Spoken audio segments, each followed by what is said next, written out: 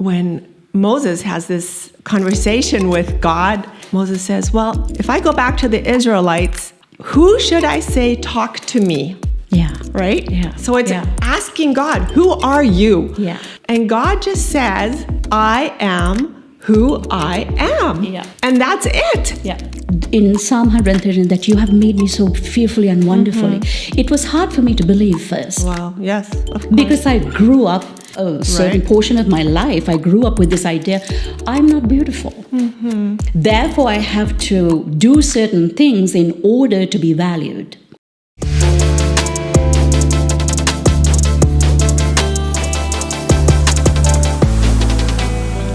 Welcome to Bible Impact.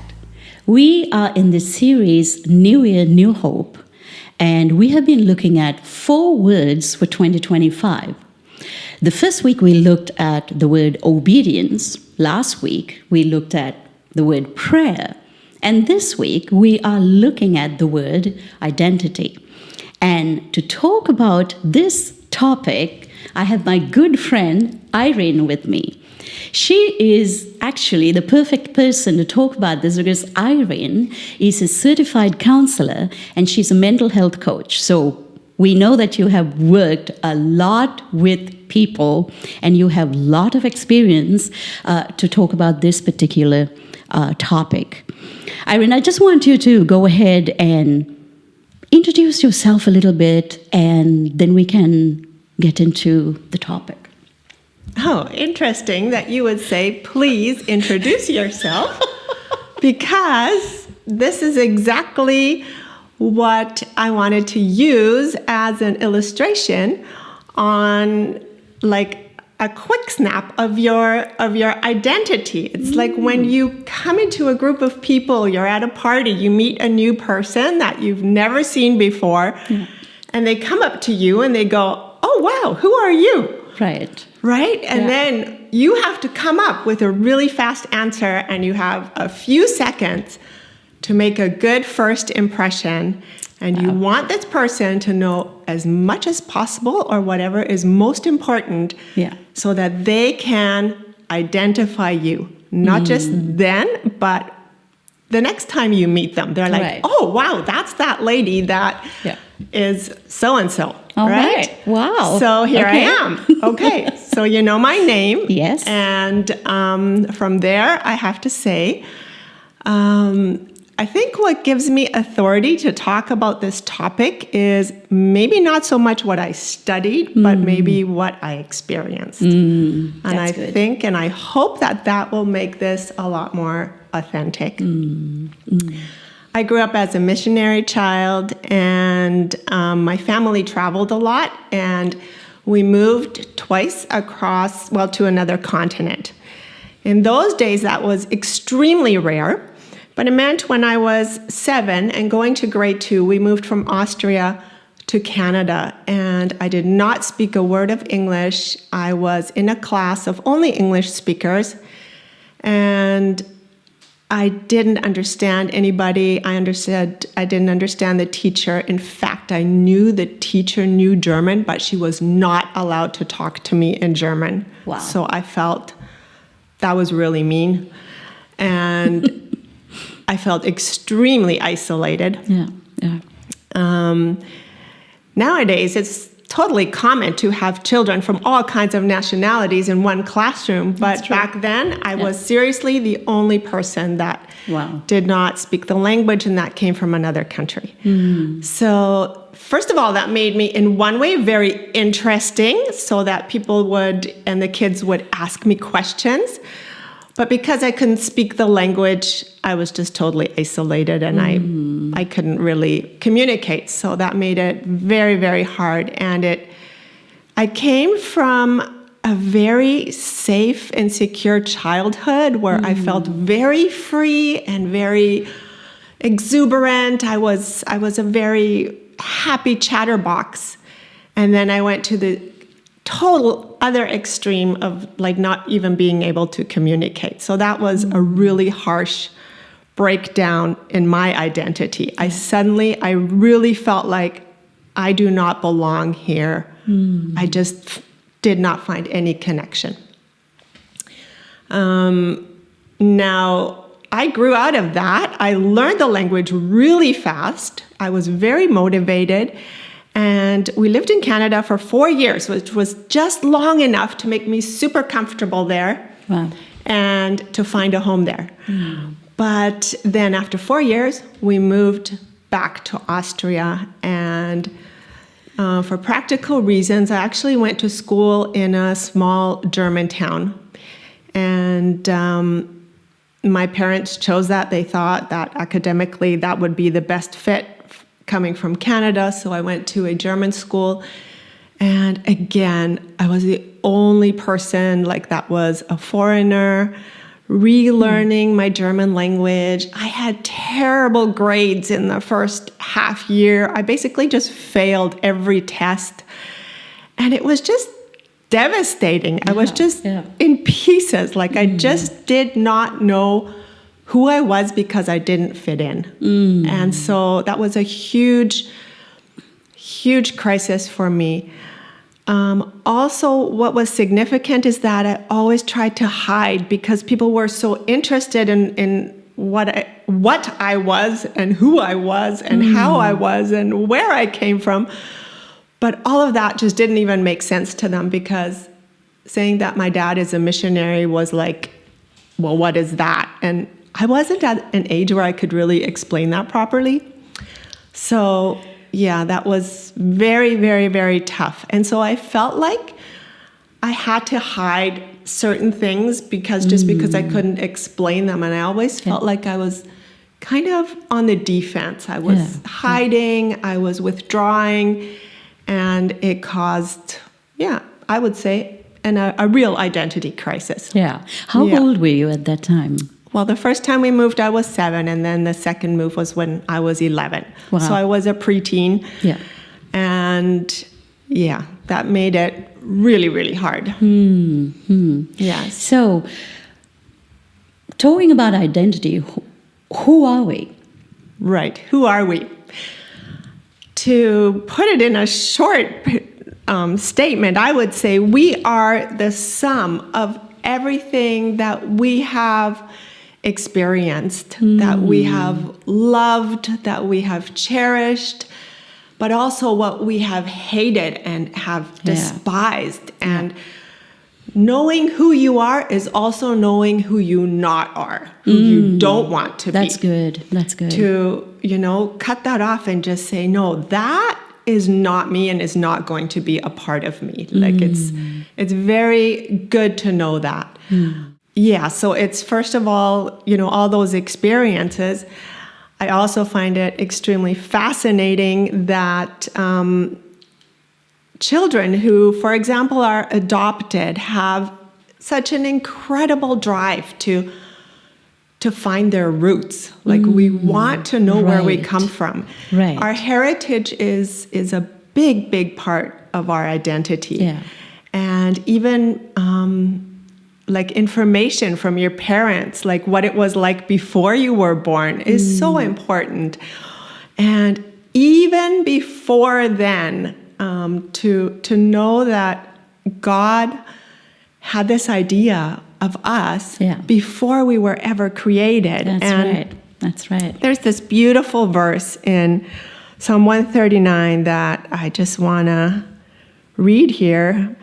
My frame was not hidden from you when I was made in the secret place, when I was woven together in the depths of the earth.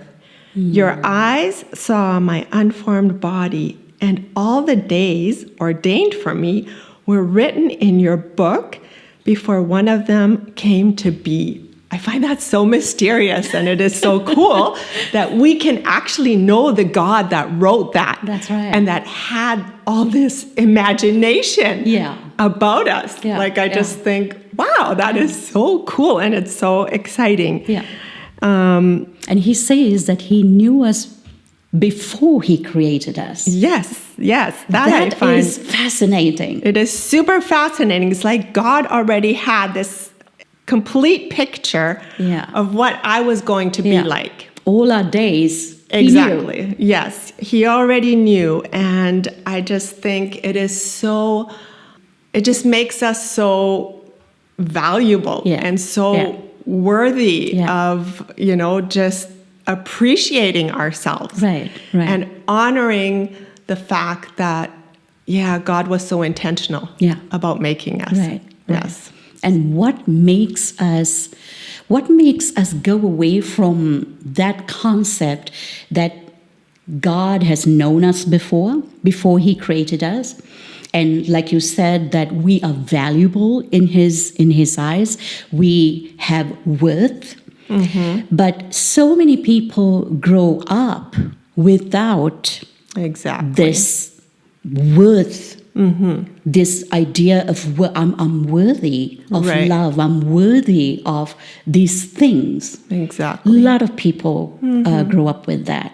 I mean, I remember, my parents loved me. They absolutely loved me. But there are certain things, like you said, that when I was growing up that I wanted to hide. For example, in my culture, I come from Sri Lanka, and in my culture, having a dark skin is naturally considered, you are not beautiful. Okay. So I grew up with this idea that I am not beautiful. Wow. So I remember doing things like wearing clothes that would cover all of me so that people won't see too much of my skin and things like that. Mm-hmm. And I remember, I can't remember actually anybody telling me that I was beautiful when I was growing up. Mm-hmm. So that actually seeped into my adulthood. Of course. And I was like, okay, so, I don't know how I'm going to fit in, so to say, how I'm going to be perceived by other people. Right. So that was a big identity crisis for me. Absolutely. Especially as a girl. Yes. You know what I mean? Yes. So talk about that, how it is that when we are kids, we are so loved. Yes. We're so we're cute and all that. Yes. How does this change from infancy to adulthood all of a sudden? Mm-hmm. Talk about that. Yeah, well, our identity, really the first building blocks are definitely when we are infants, and just the way our parents see us and how they welcome us into this world. Yeah. I think it's very, very fascinating, and this is something I learned, is that we have mirror neurons. I love in those. Our brain. Yeah. Yes. And when we are infants, we already learn very, very, very young. I think with 3 or 4 weeks, it is possible to respond to the baby language that your parents suddenly take on out of nowhere.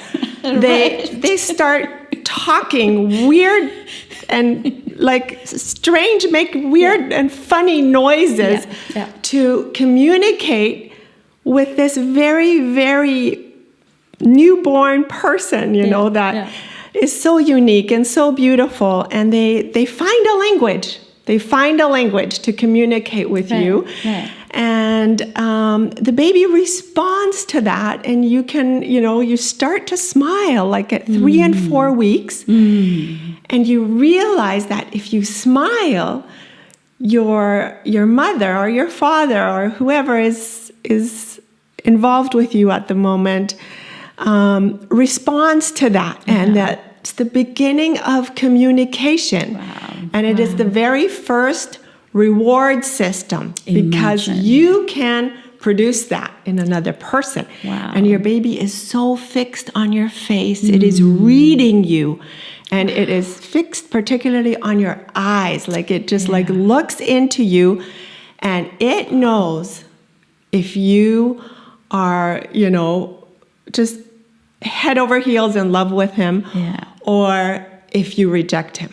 That's, of course, the other extreme, and it is so devastating because your baby is so dependent on that information from you, that if this baby is born into circumstances that are not ideal, it really is also those are also the first building blocks of their identity. Wow. And this is something, like you said, you take that along into adulthood, like you. just having the idea that your skin is not perfect, right? Yeah. Like, who would tell you that? Yeah. Like, because it's so beautiful. But yes, these first impressions are always the deepest impressions. Yeah. And this is very much of your identity. Yeah. Identity is neither good nor bad. Identity just is. It is what it is. Yeah. What I find really fascinating is that when Moses has this conversation with God, and Moses says, well, if I go back to the Israelites, who should I say talk to me? Yeah. Right? Yeah. So it's asking God, who are you? Yeah. When I go back, like, who do I refer to? And God just says, I am who I am. Yeah. And that's it. Yeah. And that's it. Yeah. You are who you are. Yeah. And I know that also means God is here. I am here. I am present. Yeah. And I think that's also such a huge clue for us, just to be present in this moment and the way we are, and just to appreciate what we have right now. Yeah. Because he didn't introduce himself in the past or the future. He said, I am. I am. I am who I am. That is so beautiful. And go tell them that I am sent you. Wow. He makes it his name. Yeah. I am. And I think, what's also fascinating, the word identity itself does not appear in the Bible. Imagine that. Imagine that. Isn't that crazy? So the whole concept of identity is actually, or the word is new, but to describe this phenomena, to say, I am who I am. Yeah. So That is absolutely very significant. amazing. I love this Psalm 36, verse 9, that says, the life-giving fountain belongs to you, and your light gives light to each of us. For with thee is the fountain of life. In thy light shall we see light. I basically think that this whole concept, or the idea of identity, God has created us in this way that our identity is completely hidden in Him. We need God's light to see who we are. And that's what I believe in this scripture that says the life-giving fountain belongs to you. Yes, absolutely. So how do we educate people to see themselves the way God sees them, to understand you are valuable, you are loved by the King of the universe. Right. Because I remember when I first came to Jesus, like what I just told you about my growing up with that particular thing, I remember it was hard at first. In Psalm 113, that you have made me so fearfully and wonderfully. It was hard for me to believe first. Wow, yes, of course. Because I grew up, a certain portion of my life, I grew up with this idea, I'm not beautiful. Therefore, I have to do certain things in order to be valued. Right. So education, I was a fantastic student. I did so well at school. And I got a scholarship to go to the university. And so I did all this in order to sort of hide the fact that, hey, I may not be beautiful, but I'm really good at this. Right. That's how I hid myself. Yes. Right? So how do we educate people to know their worth in God? God is the one who created you. Right. You see yourself the way God sees you, not what the people say, not what the culture says, but God is your light. Yes. How do we do this? Yes. Big question. Well, we are convinced, right, that We are. God has called us to a relationship. Yeah. It's all about, like we already said, the baby and the parent, they have to communicate and to be connected. Yeah. Yes? So, there's no way to be able to perceive in your heart the love without the connection. That is so true. So true. And if we become as children, and God asks us to become as children, that is so true. In our again. faith, yes, you have to revert to being a child and challenging God.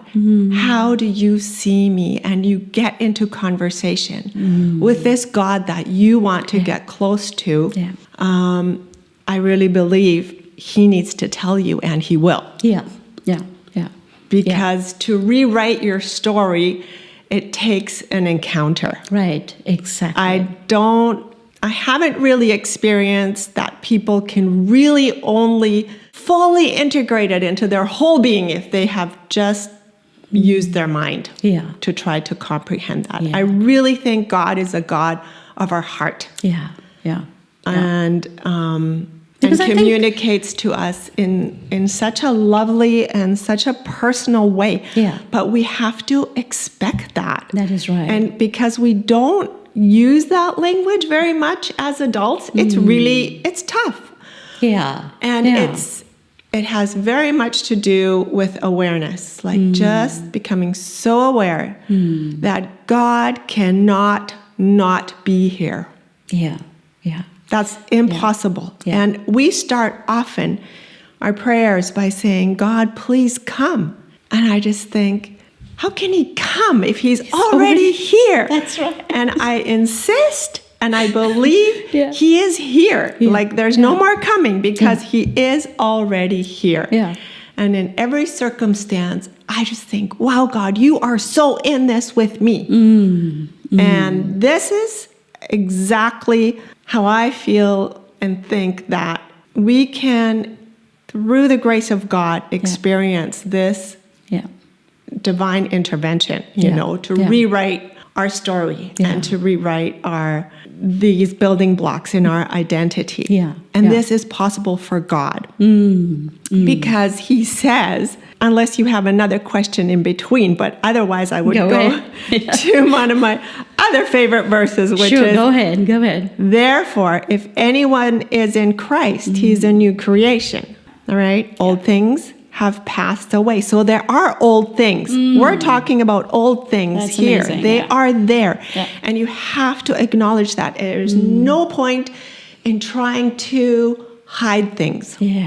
And trying to clear them out of the way. You have to drag them in by the hair and say, it's here, God, and I trust you that this is going to change for me. And behold, all things have become new, so there are all things. You have to bring all things. Everything that you are at the point when you get to know God is bring everything to the table. Good or bad. The beautiful and the ugly. Everything. Because we are on a path through this life and through this world, and there's a lot of so much that just jumps at us and clings to us. It is really a struggle, but a real firm decision. Like I said, to say, that is not a part of me, and that is. Because God is the God of all. Yes. Even in the scripture, when he says, how do we love him?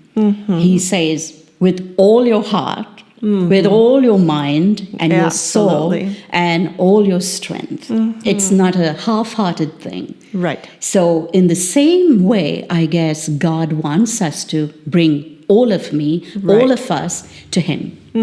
That's an interesting thing. So back to my childhood experience, when I learned that all of this is actually part of me, and I accepted it and received it and said, yes, my dad is a pastor, and now I know why he's a pastor, and I can explain it to you. Or, no, I don't speak German, or I don't speak English, and, there's a reason for that, because I moved here from another country. Right. And, I could start giving answers, and I could just really stand up for my life, because that was everything I was. This is just me. And either you like it or you don't, but this is me. Right. And I have to tell you, I never had a problem with having a lot of friends. And that is such a blessing. Yes. Such a blessing. Yes. And I remember going back to Canada then, and then it took a couple months, but I really found very, very sweet and very dear friends. Yeah. And it was such a blessing. And I think if we are known for who we are, then we are living out God's purpose. Yeah. And we're living out His idea, and we're living out His plan. And He is writing His story with us and with everything that we have. Yeah. Yeah. And you asked me before what that journey is from this infancy through adulthood. Yeah. And I explained the building blocks that are in our infancy, where our parents are like a mirror. Yeah. And to that, I have to say, we are created in God's image. Yeah. And so when we look into the eyes of God and we pin Him down and we say, God, I want to see you. Yeah. And we enter into that conversation, then we have this mirror thing going on. Yeah. Yeah. And this conversation. Yeah. And I can sense and I can hear how God feels about me and how He sees me. Yeah. Because the way other people and God sees me, that's how I can see myself. Yeah. Much better than I can see myself. That's right. I can't actually see myself without a mirror. Yeah, that's right. Right? You need that mirror across from you to be able to really grasp, this is what I look like. And this is how I am. So this is a big key, is really allowing God to be that mirror and to be in that conversation. That's awesome. Then as you travel into adulthood, now a child doesn't actually think about their identity, obviously. Sure. And when you are a teenager, there's two things that really can stress you out. Number one is you want to fit in and belong, but you also want to stand out. Sure. You want to be something special. Of course. Right? Yeah. So you're always in this tension. Like, how far can I go that I am noticed, but when do I go too far that I am rejected? Yeah. So it's a very, very interesting balancing act that you go through in these years. And that is part of finding your identity and being authentic to your values. This is what I believe. This is what I stand for. I'm willing to even sacrifice relationships for this, maybe. That is like going into adulthood. That's gonna be part of the package. Yeah, yeah. And yet still belonging, right? Yeah. You have to balance this. And it's very, very tricky. But then, it kind of crystallizes. It comes out. And that's right. This is a very fascinating journey. And this is actually when I love to work with people, is when they are in that tension. Because it's so fascinating how each individual, when they have the freedom to just explore and go, I don't know how to do this. So what do I do when I do it? Just try it. Yeah. Right? Yeah. Yeah. You fake it until you make it. And you just try. Yeah. Because there's no sense in just sitting there and like being scared. You'll never get there. You gotta try. And God gives us so much freedom to try things. I think it's so cool that's awesome. We have more and more opportunities all the time to try things. And it's just so fun. And awesome. And I love working with young adults in this process to really embrace their identity and to live out, just enjoy their uniqueness and their most individual, how did I call this? Once in an eternity kind of a person, because there is no other you. There you are. There will never be another one, and hasn't been another one like you. Yeah. And so we always just make a really great original, but we make a lousy copy of somebody else. That's a good word. I hope you guys heard that. Can you repeat that? We make a really great original individual, and we make a very lousy copy of someone else. That is such a good word. Because you will just never be that other person. Yeah. It will always be, you'll be secondhand. That's right. That's right. Yet, because of what culture shows us or what society is sort of bombarding us with media and whatnot, people want to become more like a copy. Yes. Yes. What is that? Why is that desire that I want to be like that person? I want to do that, what they're doing. Why do you think that is? I think it's because they see something in the other person that they maybe lack, they don't have, which will always be that way. Yeah, exactly. I can't do what you do. Yes, and I can't do what you do. Like, that's just not going to happen. Exactly. I could try to sing. Sure. But I won't be as good as you, and I'll always be frustrated. Because I'll never get there, right? Yeah. But yet, maybe I see that you have a group of friends that, I don't know, maybe they're all musicians or whatever, and that I don't belong because of that reason. Because I can't carry on that conversation. And so I want to be like you. And then that is just going to be, it's gonna fail. Because I won't really in my heart be that. Because I need to work with what I have. Yeah, exactly. And be good and great at that. Yeah. You said this before, because God has made us unique. Absolutely. And we have to get that into our minds, into our hearts, that I am never going to be like somebody else. Right. And I think that understanding that is a really good place, that I can never be like somebody else. I am who God has made me. Right. Right. And there was something that I wanted to just mention when we were talking about hiding things. Even in the Bible, these wonderful stories that we read in the Bible, like, for example, Mary Magdalene, Zacchaeus, Matthew the tax collector. Yeah. I mean, you name it, you have all these characters in the Bible.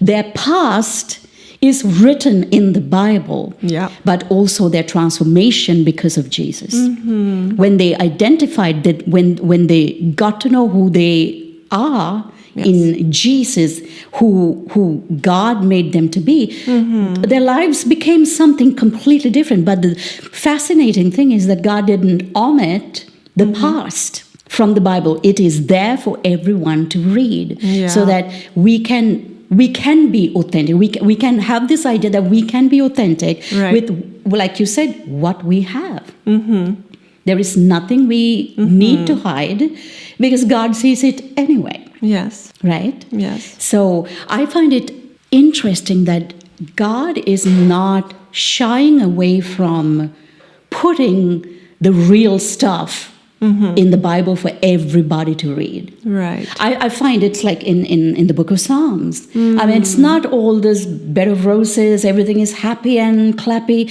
but there's so much joy, there's so much grief, there's so much mourning, and it is there for all of us to read, because that's life. Absolutely. Yes. That's life. We have all the emotions in the Psalms. Yeah. And I love it. It is a huge palette of emotions. Yeah. And there's reason for those emotions, And God is the one who created them. Yes. We don't have to be scared of it. No, exactly. Exactly. So we're talking about identity, and I think we are establishing the fact that we need to see ourselves as God sees. And how do we do that? We can read the Bible. First of all, we can start with what the Bible says about ourselves. And then I want to also just briefly touch, I know that this is like opening a can of worms, because we talked about this before the recording started, about identity crisis. Okay. Do you want to touch on that a little bit tonight? I can touch on it. Yes. I don't know if we'll really get into it, but I can touch on it. It's okay. the thing is that we play a lot of different roles. You are a pastor, but you are also a wife. Yes. And you are also a singer. Yeah. And you are also a great host. I know that. Oh, thank you. And you're a lot of things, right? Right. And you do identify with that because I think those are gifts that God has given you. Right. And so like if I, would talk about you to a friend and she would go, Chapa, which Chapa do you mean? And I would go, oh, the one that hosted that beautiful Mother's Day breakfast. You go, right, yes, her, right? That is part of your identity. Yeah. And I can find you through that because it's a very special gift you have. So let's say you get sick and you cannot do this for a while. For a while, you cannot host people, and it would really get to you because there's a lot of things attached to that hosting. Like, it's not just, I can, make my house beautiful and decorate it nicely. There's a purpose behind it. There's a whole world behind it. All the things that you're thinking around this hosting thing that we see, but there's so much more. Yeah. And those are all things that you value and that are really important to you. And for some reason, you cannot do that for a while. And I think it would be hard for you. Yeah. I think it would be hard for you. Yeah, it would be. And that is maybe just, a small version of what can happen and can set off an identity crisis. Because yes, you are grieving over the fact that you can't do what you actually love to do. And I think some people misinterpret that they might tell you, but, you have Jesus, right? You have God. You have everything you need. But the fact is, God gave you that gift. So that is also tied into your identity in God. Wow. Because you're like, well, if God wasn't there, I would never have had that gift, right? It is connected. So having an identity crisis is very challenging because you're also grieving. You're grieving a loss. Yeah. The truth is, if we don't have God, there's really only those kinds of things, these roles that we play is what we stand on. Yeah. Right? Yeah. And in our understanding, there is still something under that. There is still a foundation. Yeah. There is still hope. And there is still a future. Yeah. And maybe we don't see it, but we know for a fact it is there. Yeah. And I think this is the difference between walking a life of faith and not. Yeah. That, this is where the crisis comes in. But even if you have God, that can be a real crisis. Yeah. And it's validated. And this is what I'm saying. You bring it all, right? Yeah. You can't feel bad for feeling bad. You shouldn't feel bad for feeling bad. Yeah. It's okay to feel bad. Like you have to work these things out. Right. And work them through. And I think it is so beautiful. I hope I find this verse now. After 2 Corinthians 17, we read, "Behold, all things have become new." After that, it completely talks about reconciliation. I find that so interesting.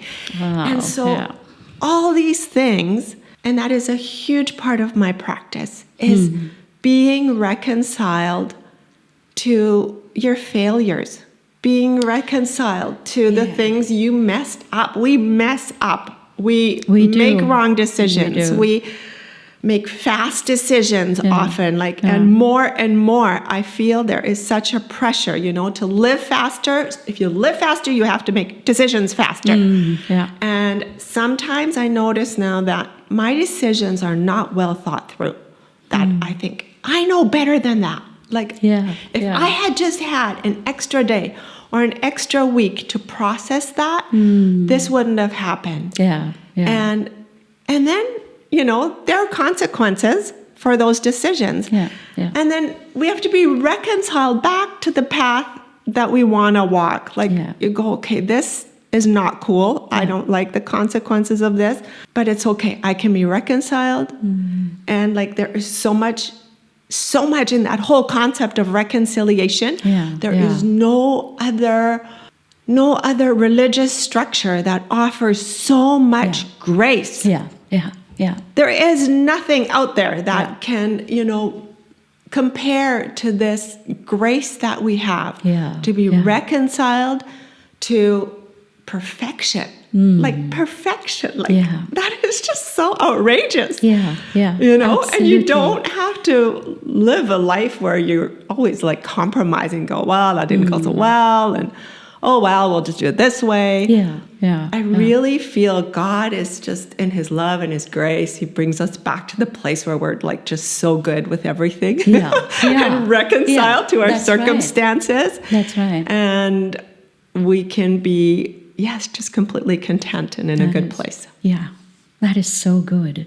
That is so good.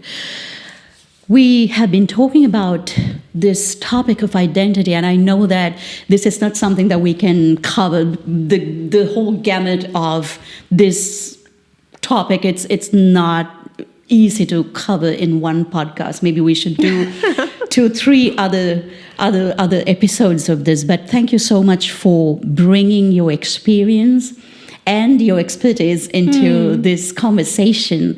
I want to encourage you guys, if you are watching us from Vienna especially, we have put the website of Irene's practice in the description box. So if you would like to work with Irene, please visit that website and find out the methods and things that she offers and connect with her, because I know she's a great listener, and she is, just what you have been talking about right now, I've learned so much. Thank you so much, Irene, for being with us today. And we are going to say bye to you now, but stay tuned. Next week, we are coming with the word compassion. Thank you so much again. Thank you for watching. God bless you. Bye. Thank you. Bye.